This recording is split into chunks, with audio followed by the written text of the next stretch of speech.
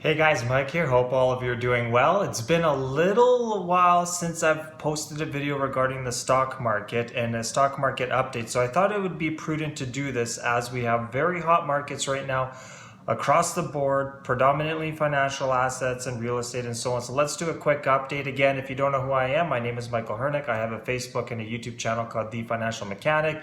Please click like if you like this content, share it with your friends and family and others. Appreciate your support and comments. Let's get into it.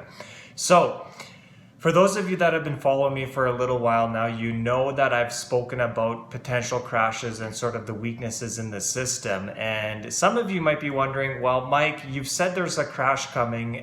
Where is it? So first of all, I started this channel honestly mainly to just help you guys out and really share my thoughts on the financial markets, because I do really enjoy watching and learning financial news, the economy, finance, and money, and I really want to share what I learn and some of my thoughts with you guys, so you guys can learn from me.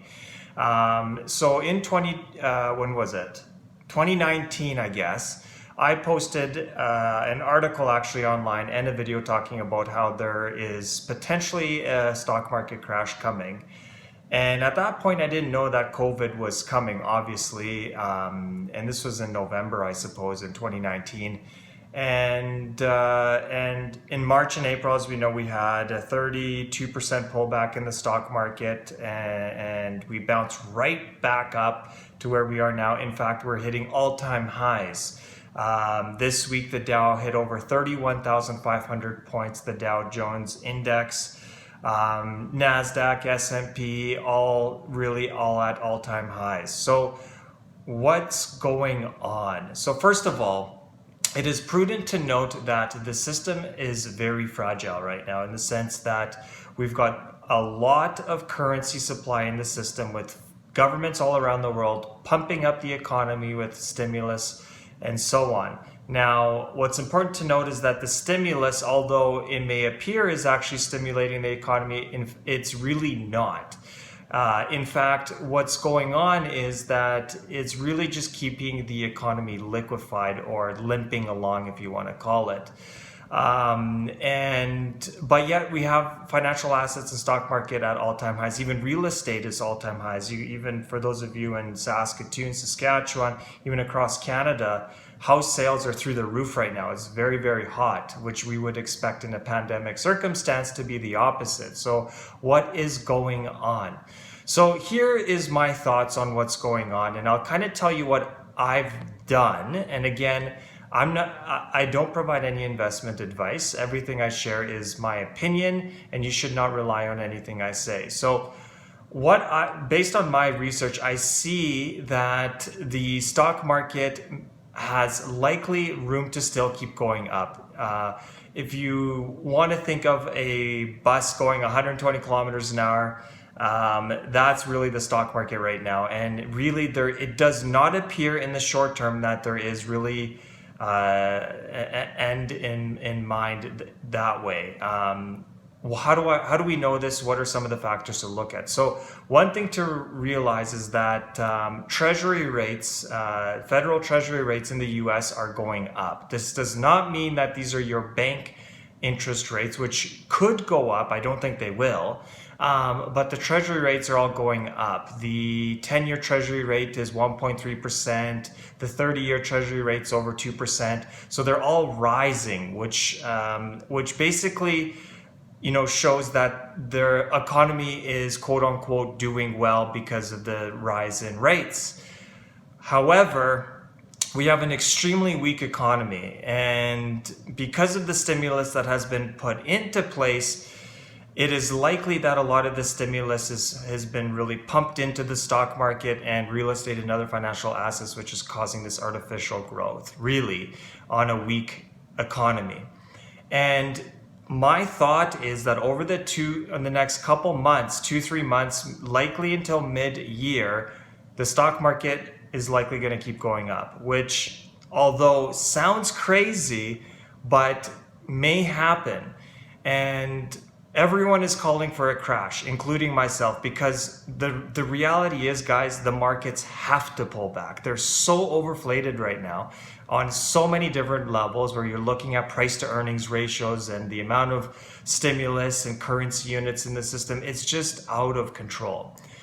But that doesn't mean that markets can be overstated or overpriced for longer. So personally, I still have weighting to stocks in my portfolios, but I'm likely going to move that into more conservative assets away from stocks once volatility and risk starts rising, which I think will start happening in Q3, Q4 this year. And I'll give you some reasons why. So last year, when the pandemic occurred, the markets fell 32%, I think, in like 19 days. In like 2 weeks, the markets completely fell 32%. And since that point, we're back up to where we are in all-time highs. Now, GDP and economic growth last year in 2020, despite the fall after Q2, we actually had a fairly significant bounce back, which I did not think we would have. So that prediction of mine was not correct. However, although we're having sort of this, upward movement in GDP and growth last year, this is why you're likely seeing stock markets and financial asset markets, especially the beginning of this year till middle of this year, still going up. Because when we compare to last year, which was really bad numbers in March, April, May, where we really had a huge collapse, the markets seem like they're growing right now, right? So if you compare a 2% growth, let's say, to a 30% drop, what looks better, the 2% or the 30% drop? Well, 2%, right? Well, we're still growing 2%, let's just say, when GDP or the whatever market we're looking at fell 30%. So as a comparative to last year this time, things look really, really good. But what we need to think about is, how will all of this look when we get to the back end of this year, where now we have a limping economy that's really slowly just going up, stable, and little bit of growth, if you want to call that growth, compared to a much higher bounce back from last year. So although the markets fell 30% last year in GDP and so on, we had a sharp rise last year. And the point here being that at the back end of this year, when we start comparing to prior year figures, we're now comparing at the back end of this year to a much higher, sort of steeper incline in growth in the stock market and GDP than we actually will have at the end of this year. So again, to recap, right now we are comparing to a 30% drop in the markets, which right now anything looks good as compared to last year. So we can, investors are optimistic, saying, oh, look at all this growth. Yet we have millions of people unemployed. We have millions of businesses closing, and we have Main Street and Wall Street so disconnected. But when we start getting into Q3, Q4, I think we're going to start seeing this comparison where last year, Q3, Q4 would be July, August, September, October, November. Last year, we actually did see this bounce back recovery, right? Where we went 30% down, but we started bouncing back. But this year, either it's flat or just barely going up, which means this year at the back end, we're comparing to something that bounced back much higher, which means that this will be likely seen unfavorably. And we will see potentially a large correction, but not yet. Not yet, because we really have a few more months of this growth. And you see treasury rates going up in the US, which means, people are optimistic that, okay, look at all this growth and, rates are rising and so on. But what happens when we start comparing to prior year numbers, where this year's numbers look really, really bad to prior year? Because right now, again, we're comparing to a 30% drop. But what happens when we're comparing a 2%, let's say, growth this year, at the end of this year, to a 30 or 10, 20, 30% rise as we had that bounce back? It's not going to be good. And it's going to appear that the economy, in fact, is not doing well, as we all know, is really not doing well. So stay tuned, I guess. I'll keep you guys posted. But the point of this is two things. One, I think we still have some room up in the stock market, even though everyone is calling for a crash, including myself. We all know that markets are overstated and there's just so much air in the system. But at the back end of this year, we might start seeing some more volatility, because as we start comparing to prior year figures that, from current year to prior year are not good, you may start seeing some sell-offs. It's just going to take some time. So, we have this false perception that the markets are doing really, really well. Rates are rising, economy is great, vaccine is out. But, ultimately, I think reality will start setting in later this year. Now, also keep in mind that although everyone is calling for some type of correction or a crash, markets take time. Things don't happen overnight. People have to be patient, right? So, the thing to remember is, although everyone, and I do ultimately believe that people are correct when they say that markets will correct because of the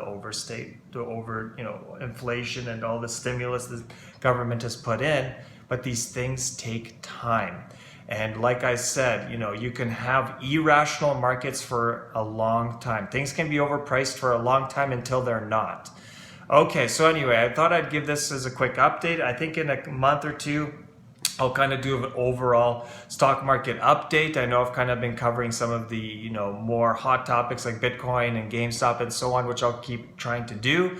But I will try and do more of these stock market updates because I think it's important. Because I think, especially those of you that have been following me for a while, might be wondering, well, Mike, might be wondering what's going on now. What is there a correction coming? What do you think? So those are my thoughts. Anyway, I hope you guys found this helpful. Click like on this video. Click like on Facebook. Subscribe on YouTube. Subscribe on Facebook. Follow me. Comment. Let me know your thoughts.